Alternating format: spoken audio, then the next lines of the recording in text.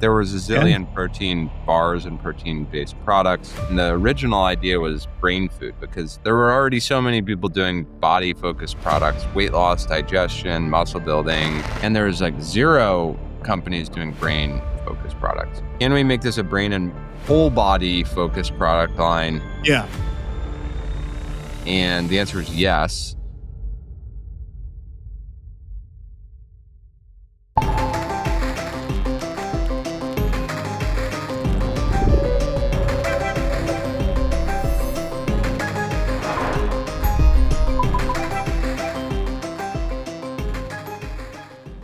All right. So we're live with Will Nitze. Nitze, right? Nitze. Nitze. Oh, God, man. I got it wrong already. Okay, Nitze. So, Will, welcome to Becoming Radical. I am stoked to have you here, man. Thank you for taking the time to be here with us. Your time is precious. You are a busy guy, to say the least. I see you working LinkedIn and other channels. You're like on another level of amazing. So, truly, really a gift. And, it kind of goes back to your background and I think what led you here. But, just a quick intro from my end. You're the founder and CEO of IQ Bar. And, as I said, we're some of your biggest fans. We love your products. We eat them every day.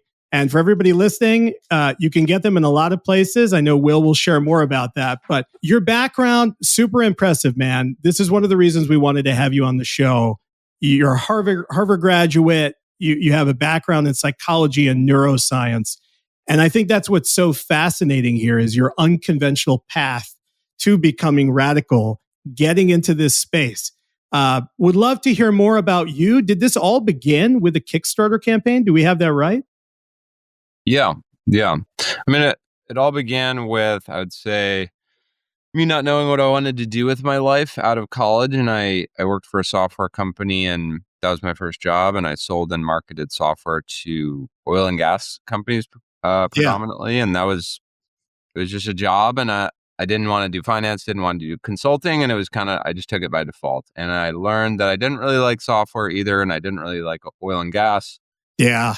I got really into nutrition just for personal reasons. I kind of felt like crap and was able to resolve that via just better nutrition in 2016, 2017. Yeah. First through a paleo diet and then like a even lower carb, like modified paleo diet. Yeah. And the biggest aha for me was the mental benefits of diet and the connection between nutrition and cognition. And I also read a couple books that totally blew my mind on that topic. And so I thought, okay, I don't really love my job. I want to be my own boss. I'm really into nutrition. Yeah. Let's make a nutrition product. Yeah. And love that. And then Kickstarter was a way to do it, given I had absolutely no money. Yeah. So that was how we launched. No pain, no gain. You start small and you work your way up. It's just how it goes. And I think the Kickstarter approach was a great one, it sounds like. And, what fascinates me about your product, why I love them so much, my wife loves them, our kids love them, by the way, is, it's not just great protein, clean protein, but it's also thinking about those things you talked about, brain-based nutrients, lion's mane, omega-3s, MCTs, and so on.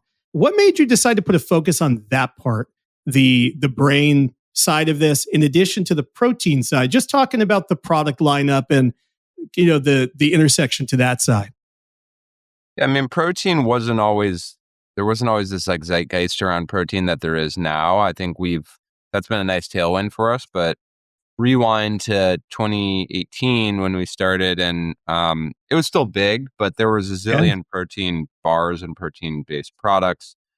And we actually didn't start as a product with meaningful protein. The original idea was brain food because there were already so many people doing body-focused products, weight loss, digestion, muscle building, protein-centric, etc. And there was like zero companies doing brain-focused products. And so I didn't have any data that, people even wanted a brain-focused snack. So, but clearly they wanted that functionality from other things, via drinks, pills, powders, and things like that. And so I took an educated guess and said, maybe the market does want this. And the Kickstarter gave me confidence that was not a terrible idea. 2,000 plus people voted with their wallets, It's and amazing. but then it evolved into more of like the question arose of, can we make this a brain and body, whole body focused product line? Yeah. Um, and the answer is yes. And so that was a big unlock for us, because there's a lot of people who still want, and even more today, who still want protein out of a bar. And you just open yourself up to such a bigger market. And then we can get into the whole like plant protein versus animal protein Oh thing, because yeah. we're unique in that regard too, where we use plant protein, and Yep. um, there's been boom and busts with plant, with the Beyond Meats of the world and Of whatnot. course. But we firmly picked the plant lane. I love it, and I think what's so exciting is it validates why we're here, why we're talking, because it is radical. It's a radical move. There isn't a lot uh, from what I've seen, and you know the market way better than I do, of course. But from what I've seen as a consumer, as a branding person, a marketing person, fellow entrepreneur, I haven't seen a lot of products like IQ Bar. So it is, to me, very radical in the space. You're changing and challenging the market, the status quo, the conventional, everything that's been done before is fundamentally different now because of you. If we talk about this great product in general, that you're looking to build, it always starts with a problem you're looking to solve. Talked about that problem a little bit, how you were dealing with, areas where you wanted to build and improve nutrition, improve how you were feeling. So that seems to be a big problem you were looking to solve for. Sounds like a lot of other people were wanting to solve for that too. And do you think IQ Bar addresses that for a lot of other people too, where it's adding as a vehicle to supplement their lives with better nutrition, better energy, better brain nutrients, better protein? What do you think is a singular focus that they're looking for at this point? Yeah, I mean, over time, people want more out of the same form factor. So Yeah, they just demand more from a bar or a chip or a whatever it is, a yeah, cookie. And so the question is, can you effectively deliver that to them? And when I started, again, there was nothing that was brain focused. And so, yes, I could satiate myself with a bar, but it was all body focused. In almost every case, it was the label was dirty. There was things that I really didn't want to put in my body that was on the label. My body does better with plant-based protein, and my wife is lactose intolerant, so like yeah, we don't have yeah. whey protein in the house, and so it's actually a variety of problems I was trying to solve. And yeah, I'd say we pretty effectively solve many of them. I mean, the beauty of Yeah. like one thing that's just always true is people want more convenience over time, and the beauty of that format, a bar format, is it's just ultra convenient. I mean, you can Yeah.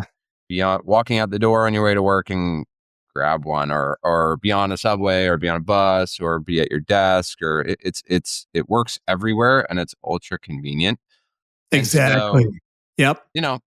ultimately, I would, generally advocate for eating whole food based meals and all Yeah. that. But like, you're also going to be on the go, and you also need to hit your protein goals, and you also want to have Exactly.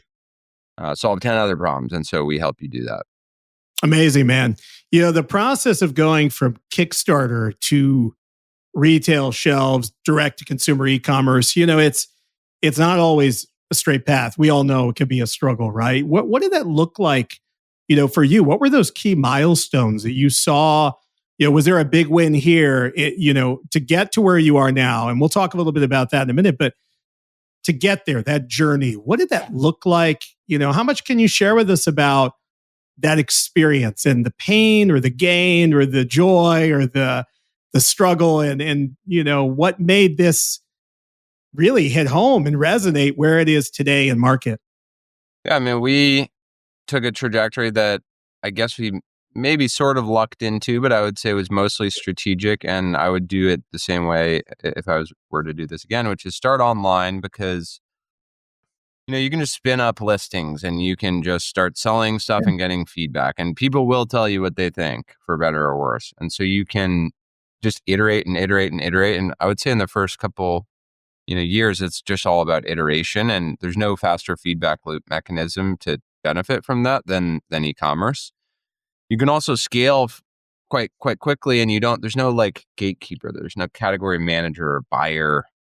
Anyone can list anything on online via their website on Amazon. And so that was the starting point. The beauty of then building up a big presence after, again, you gather data and iterate successfully and have something that's has a semblance of product market fit. The beauty of all that is you get a bunch of data. And so now you can go to brick and mortar retailers and you can say, hey, 10,000 people in Southern California consume our products and like our products. And here's Yep. some graphs to that effect. And you should put us on your shelves because your consumers are already our consumers and buying us online. Yeah. Because there's this chicken or egg problem with brick and mortar retailers. Like they want brick and mortar data to then de-risk their decision to bring you in.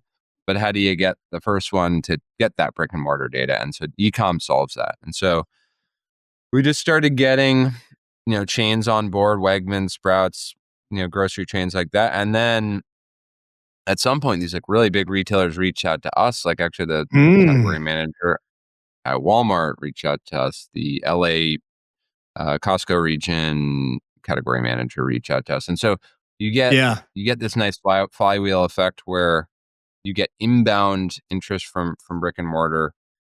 And really, like if you're selling food and bev, brick and mortar ultimately is where you have to get, I think 93 cents out of every dollar is spent at a brick and mortar location for food and bev products. Wow. So it's nice to start online, but like ultimately the prize is in brick and mortar. And we're just total in 25. Yeah. Just in 25, we'll be more than half brick and mortar retail than we are e-commerce for the first time. That's really, really interesting. That split of how you transition from that D2C e-com environment. So Kickstarter to D2C e-com to then ultimately brick and mortar. And, we're talking brick and mortar. So let's talk a little bit about that. Let's plug it a little bit. Let's promote you because your journey has been challenging like most. It's not easy to build a successful brand, let alone a brand that is in brick and mortar, that is accessible through D2C e-com. There are struggles along the way and you can get a lot of luck, but it's difficult, so you guys have done it. You're on your way and you're doing it, man. So recently, we've seen you in Sprouts, that's where I buy these lovely bars here from Sprouts, generally speaking. But you're also in Costco. Now you're in Target. Is that right? Yeah, we rolled out into 1,100 Targets this month, actually. Wow. And then trying to get the incremental, I think it's 800 or 900 by June. But fingers crossed we'll be in all locations this year. You're doing it. You're going to make it happen. When we talk about that, it's competitive, right? The market is saturated. It's a lot of noise. Sometimes there isn't a lot of signal. We all know that, right? And that's not just this space. That's really a lot of different industries. How do you think, and what do you think is a radical differentiator with IQ Bar that is continuously helping you guys to stand out? Because it's attracting Target, it's attracting others online. What is that big thing that you think is the big takeaway for someone? I think the key is it's not one thing. It's the combination of a few things. So if you look at vectors, so one vector might be protein/protein source, and another vector might be sugar level, and another vector might be clean label, and another vector might be price point. Yep. It's not all that, like if you look at us and you look at any one of those vectors, it's not like crazy remarkable. It's like, there are other plant protein bars, there are other clean label bars, there are other affordable bars.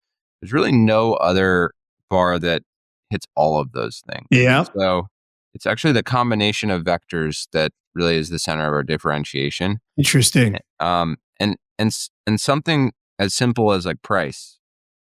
It's so insanely important. No, people don't really talk about it because it's not that interesting or fun to talk about. But the reality is, like, you can move 50% more units per store per week per SKU if you're at $199 versus $229. Right? And so all you changed was that one variable price. Yeah. And now you're moving 50% more units. People often discount any one of those vectors. So you have to be nailing all of them. But what makes us special is we sit at the center of all of them. It's fascinating because if you think about price as a differentiator, you're right. Price isn't always looked at as a radical differentiator in market. I think you're spot on with that. And again, it's not limited to this market, this space.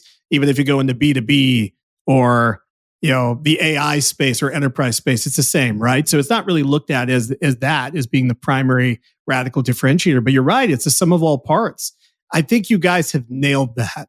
And I also love, and this is me as a consumer, right? I'm your biggest fan, which I love. I love being a fan of people I'm talking to. It makes it so much easier because you see what they've built and you understand the value it means to you, right? I think the whole positioning of for smart mouths was a really good one. You guys went through some exercise there, yeah, where you came up with that tagline and that angle to attract people around the product and the value and the positioning. How did that all come to life? Yeah, I mean, that was huge. We rebranded everything down to our logo, but Yeah, certainly our packaging. And if you look at our old packaging, it's just like night and day. And yeah, I'm really cheap, probably to a fault, and never wanted to hire a fancy branding agency. And we actually did all our design work internally, all the way up until the beginning of last year, like wow, basically a year ago.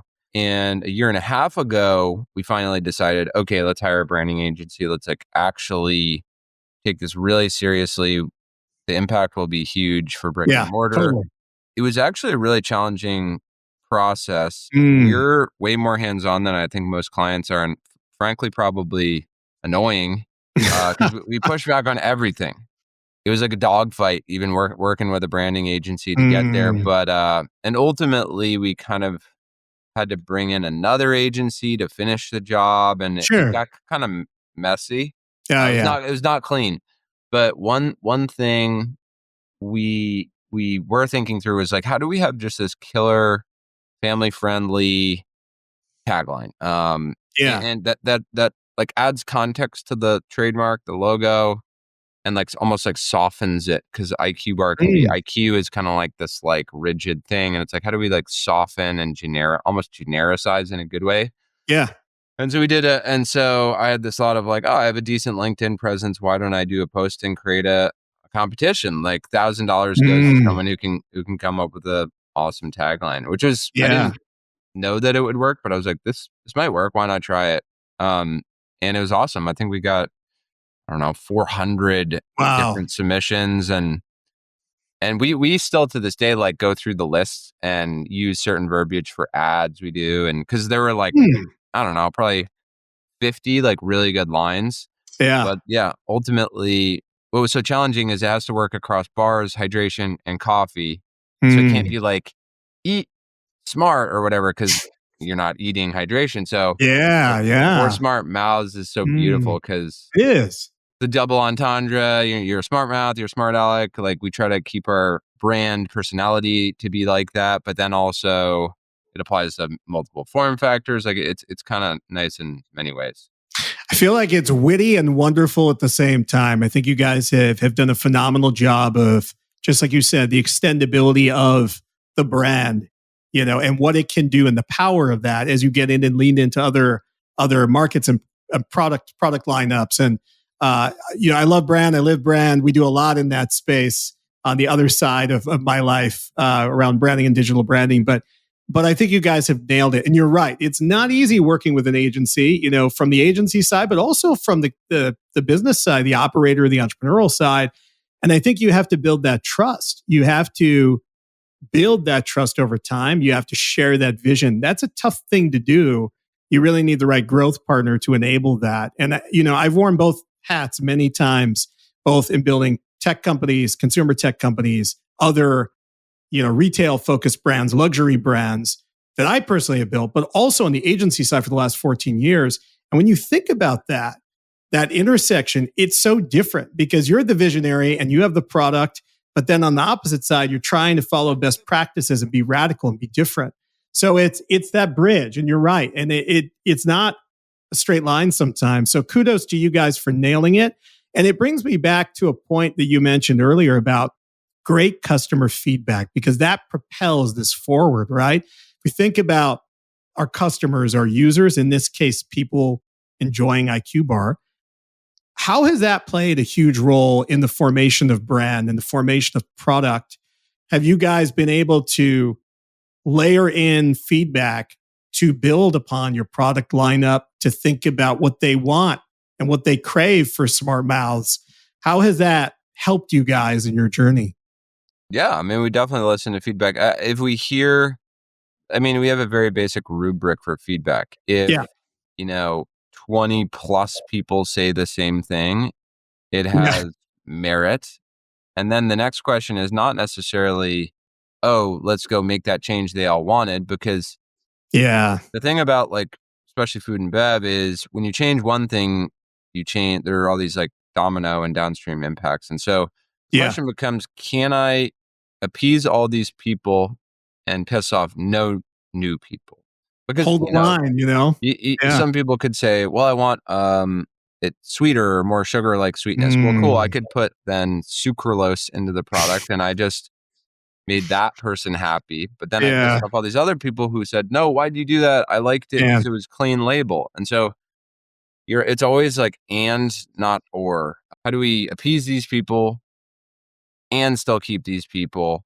And if we can't, then we usually don't. That you can only be so much to so many people. And at Yeah. some point, we're not going to make something that tastes like a donut you get at Dunkin' Donuts, Mm. because that's just it's not possible to do Yeah. that and also be 1 gram of sugar and also be clean label and also be 12 grams protein and blah, blah, blah. Yeah. It's a trade off. I mean, and I think you have to balance everything you do. And like you said, you have to focus on who is your market today in the majority, and who do we also want to attract, but how do we hold the line and balance that so we don't lose that market? Because losing that market, it's not fun. It could create a big dip and a big ripple. I think you guys have done a great job holding that line. And where does science come into this? I mean, your background is in, I believe, right, neuroscience and psychology. How does that layer into the way you develop product, the way you understand people and what they want?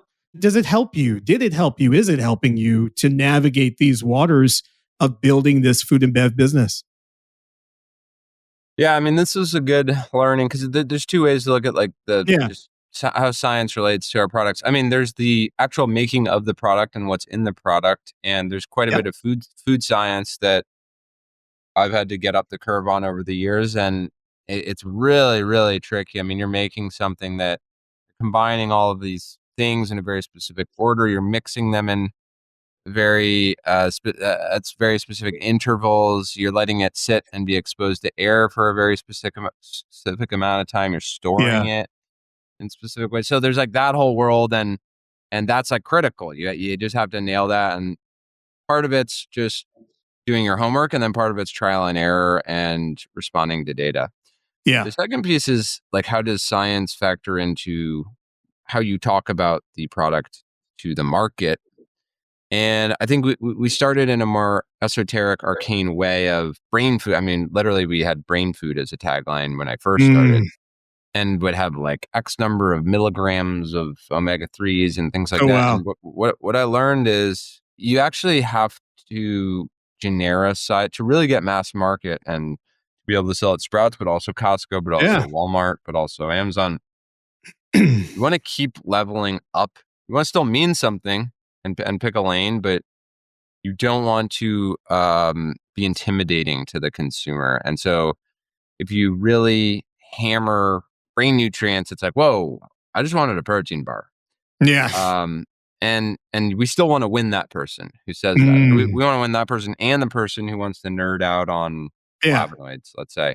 So it's a very delicate balance. What we learned is you want to keep things high level, but allow people who want to nerd out on anything to be able to double click into it Mm. via turning the package over, via going to the website, via having a learn more section on the website. Yeah. But also appease that person who doesn't care about any of that, and they just want whatever, a $1.99 protein bar that tastes good. So how do we win both those people? Yeah.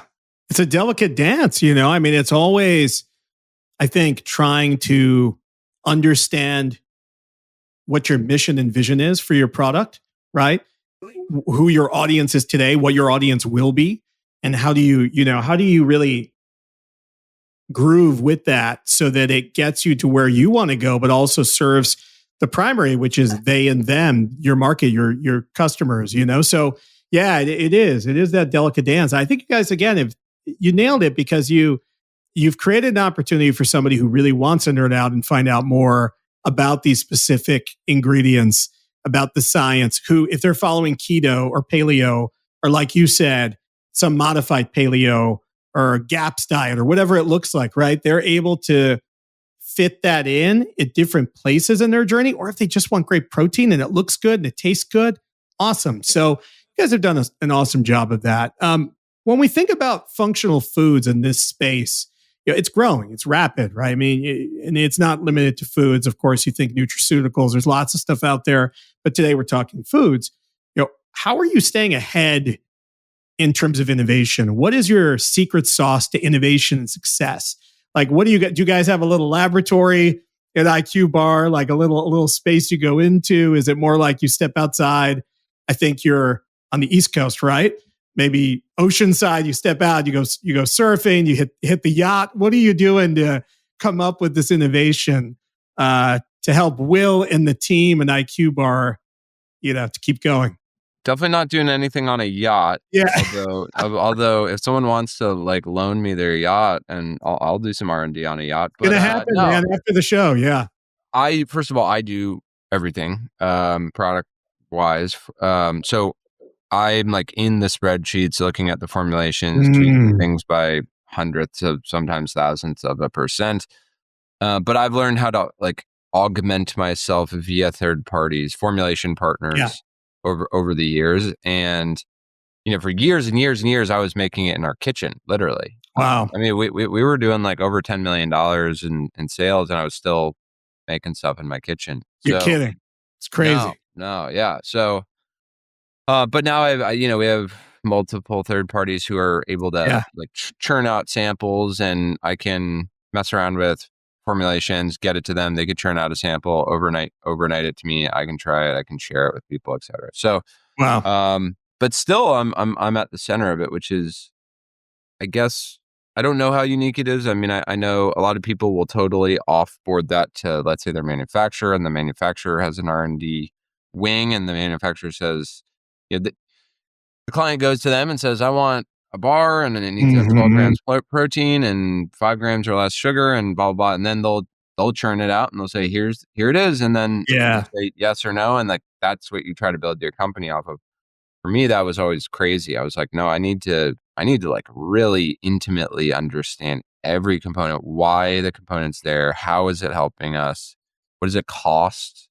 Because, in that prior instance, that co-packer prices to you in a black box type way. Yeah. And you don't know where they're upcharging you. And, but if you pick every input, you work directly with the suppliers, it has all these financial benefits, as well as just the fact that the product better than anyone. Oh yeah. So it's way more painful that way. Yeah. Long term, I would say it's the only way to do it. Do you love it? I feel like you love it. I feel like you want to be in it because you believe in it, you trust it, you want to own it, for better or worse. But do you love it? Do you enjoy being at the helm of it? Being the captain on this brand ship, so to speak? Or would you trade it if somebody came to you and said, "Hey, Will, I'm cool to take your place if you trust me"? How do you feel about that? Everything's relative too, right? So the thing that it's relative to is like a desk job, let's say, and I beats the hell out of that for me. For me, I know, because I had one, and I can very easily juxtapose it. So I'm this is a lot better.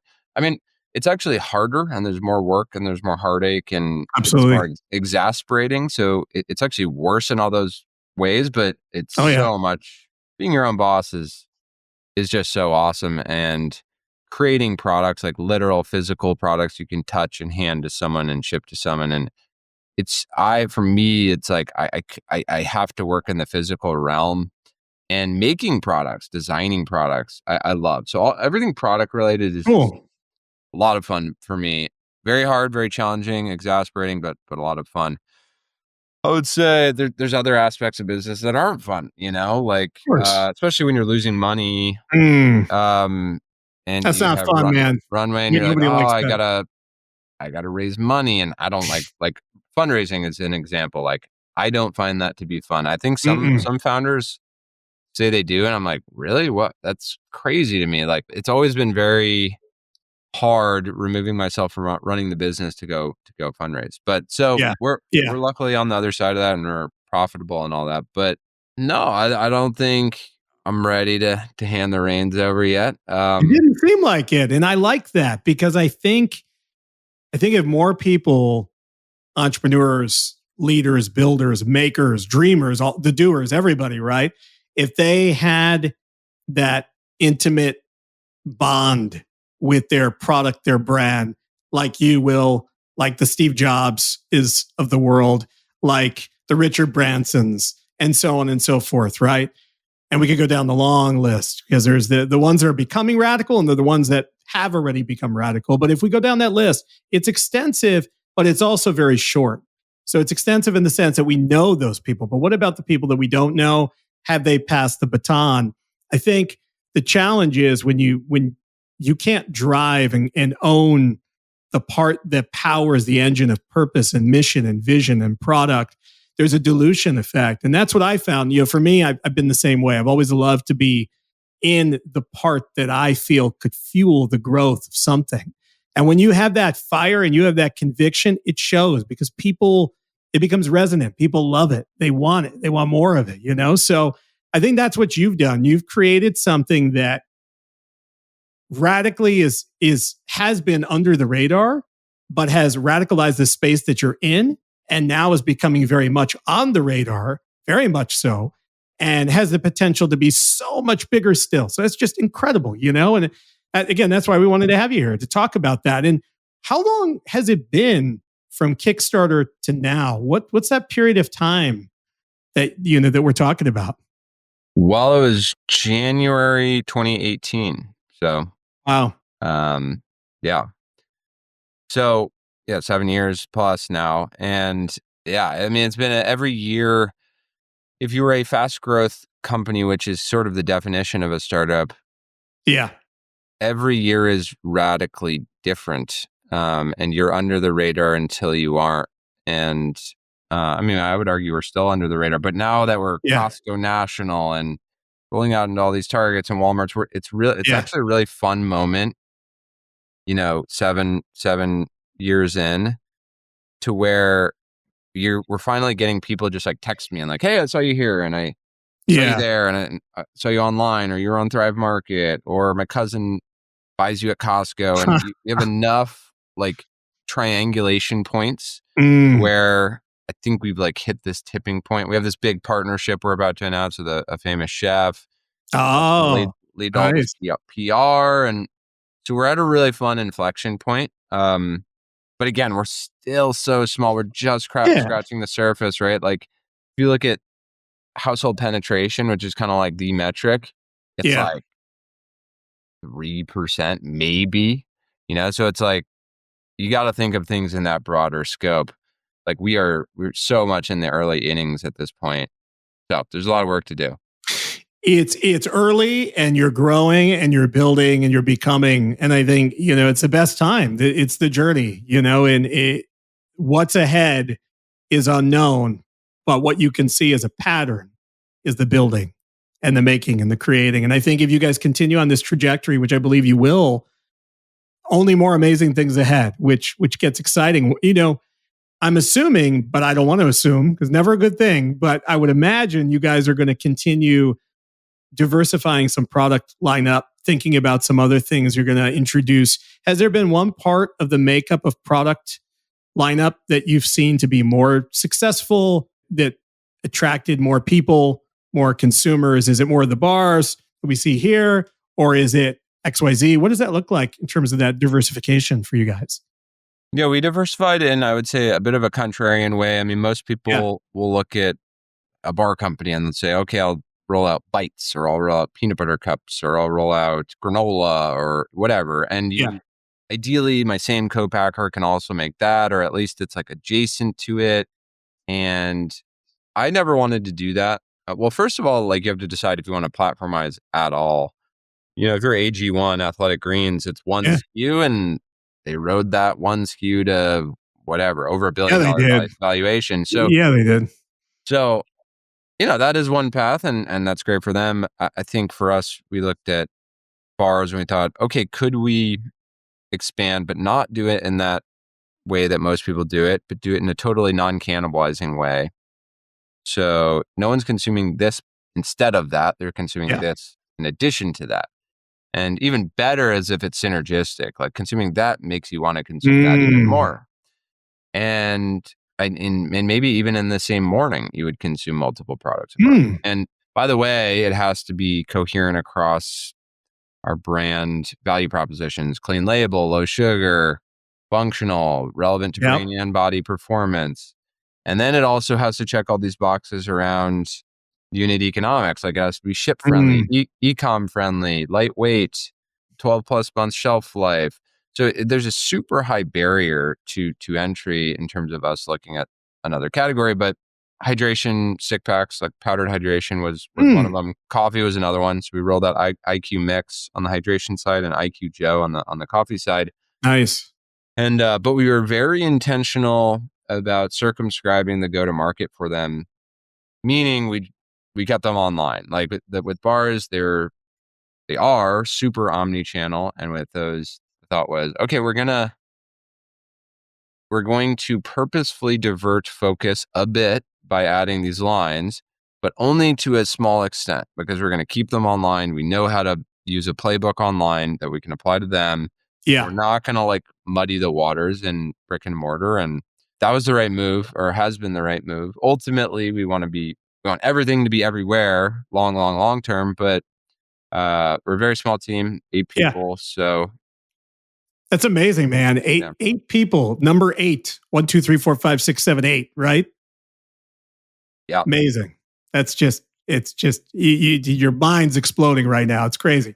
Really, really impressive. And I would imagine along this journey that you've been on, you learn a lot about yourself as a leader, about yourself as an idea architect, as somebody who is an innovator, a creator, a disruptor in the market. Disruptor is kind of a funny word. Everybody uses it a lot, but somebody who's shaking up, and we like to say radicalizing, coming up with something radical in the space. But what did you learn about yourself? Was there any moment specifically, or key moments that, really helped you reshape the way you approach leading and building IQ bars specifically? Oh, you just have to stay humble and respond to data. And as long as you do those like very basic things, they're basic concepts, but very hard to actually implement. I would say you need the right people in the right seats. I mean, that at some level, every problem is a people problem, and every solution is a people solution. Like that is so true. And nothing makes your life worse than someone who's the wrong person in the boat, and nothing makes your life better than someone who's the right person in the boat. So that's right. I obsess over the human element a lot more over time. And by the way, you just have to also micromanage less and delegate more over time. So you're like forced into that. And so just having really, really good lieutenants around you is just, I can't underscore it enough how important that is. And by the way, you have to make quick, difficult decisions to that effect. Someone's not working, let them go sooner. It's better for you and them.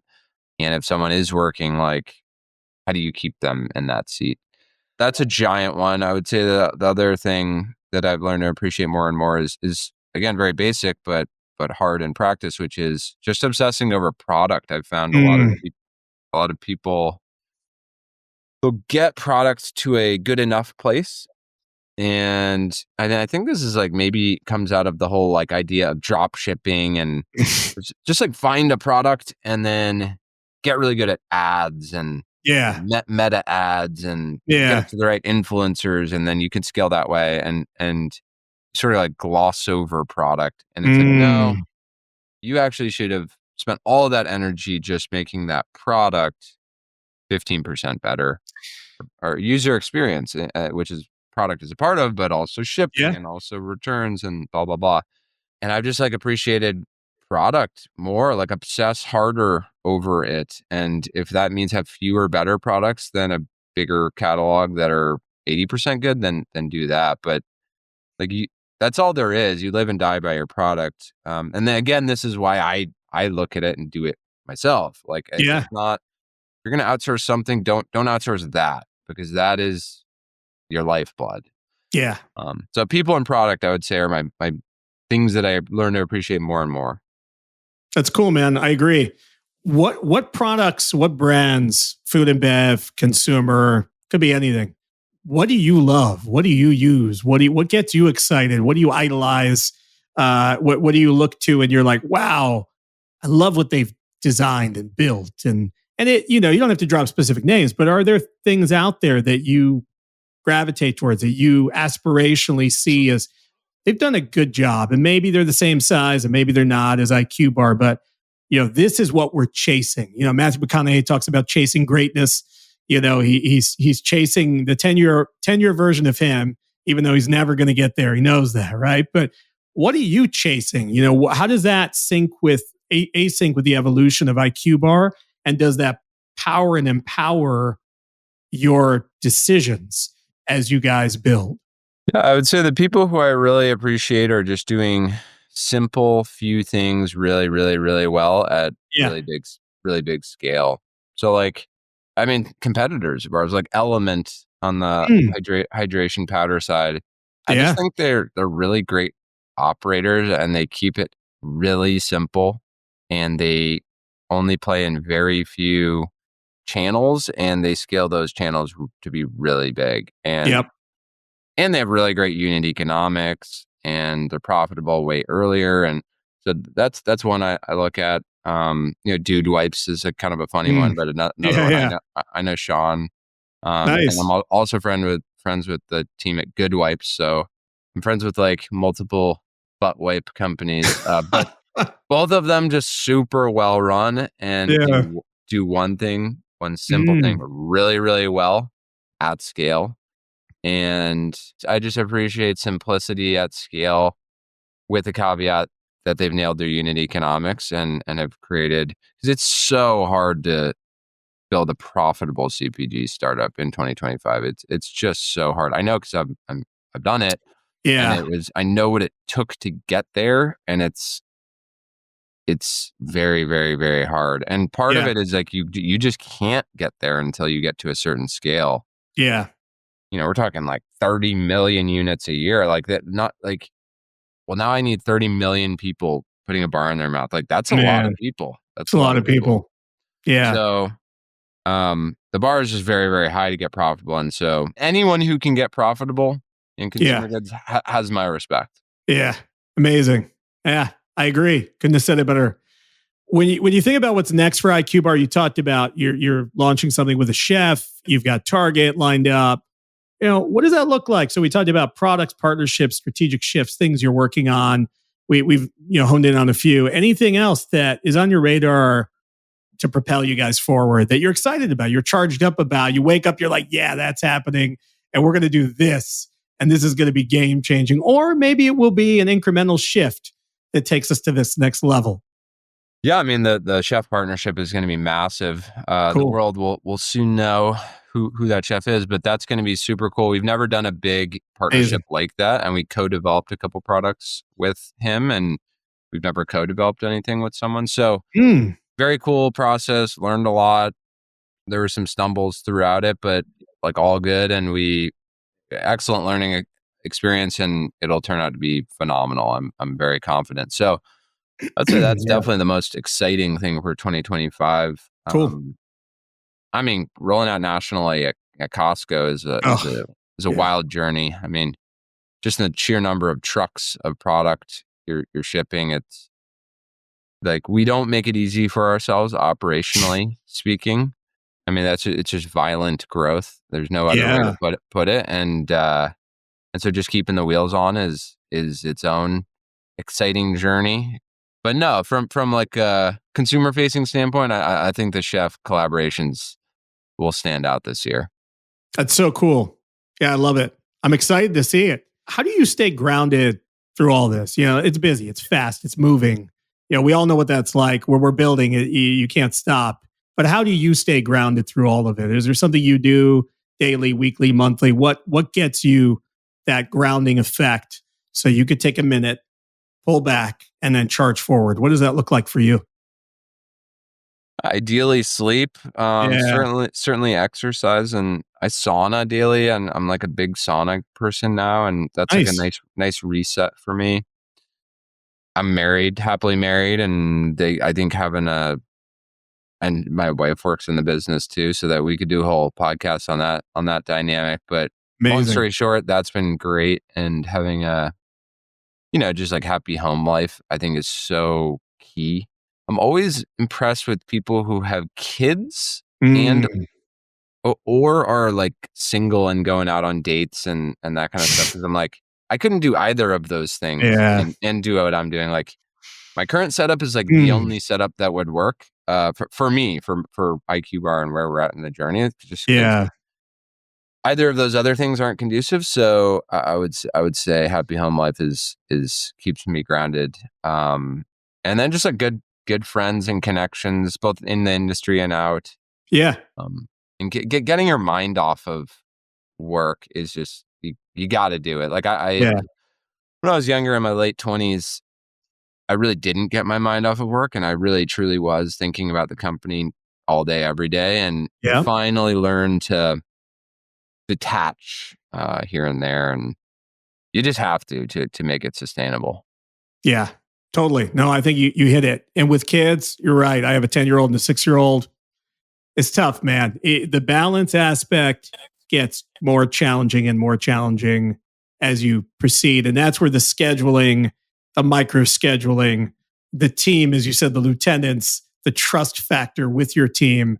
How do you build in shape? You do what you do really well, and they do what they do really well.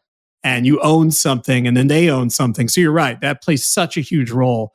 Um, I guess one of my last questions for you, if listeners could take away one thing from your story, the mission of IQ Bar, what would it be? What would be the big takeaway from what you've learned, what you've done, what's gotten you here, how they can get there and proceed to build what you've done in their own lane, and what value there would you say the leave behind, and I'd almost like to call it like, what would be the rule of being radical for Will? What would be that one thing or the sum of all parts of several things that you would leave behind to a listener, to a builder, to a doer and a maker and a dreamer?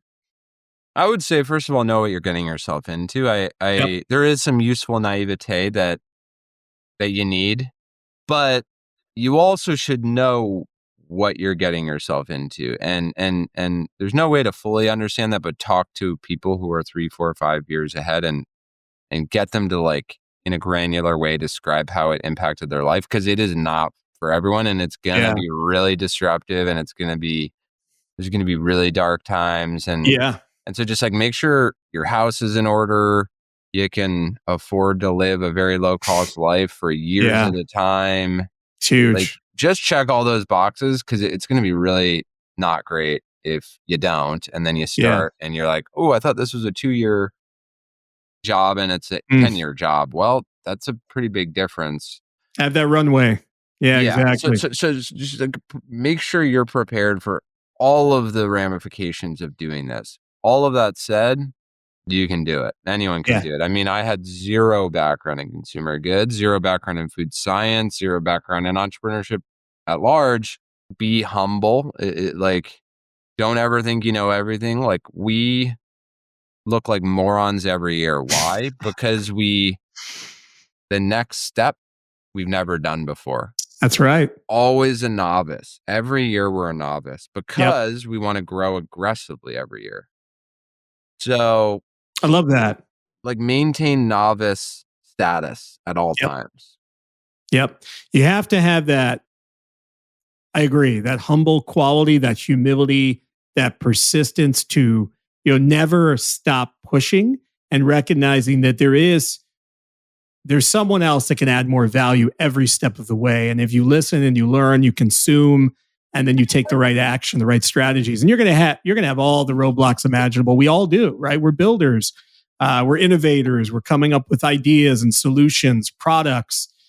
But in the end, it's having that level of humility that allows you to win. And I love that most about you, Will, because you seem to me like, and I don't know you that well, but the kind of guy that would just say, yeah, sure, I'll do that, because I don't know what's ahead and I don't know what this will look like, but it seems really cool and interesting. And as long as it resonates on some basic level, it sounds like you'd be cool with it. And I love that. And I wish more people were like that, because if you are receptive to that, that door can open. Possibilities are endless. And that's how you become radical. So I love that. Anything else you want to share today before we jump off for our listeners about IQ Bar, where we can find you? And then I'm just going to say one more thing and then we'll wrap. But I'd love to just leave it to you to see if there's anything else on your end. No, nothing else other than, check us out. We're at iqbar.com. We're on Amazon, Costco, Target, Walmart, HEB, Publix, Wegmans, Sprouts.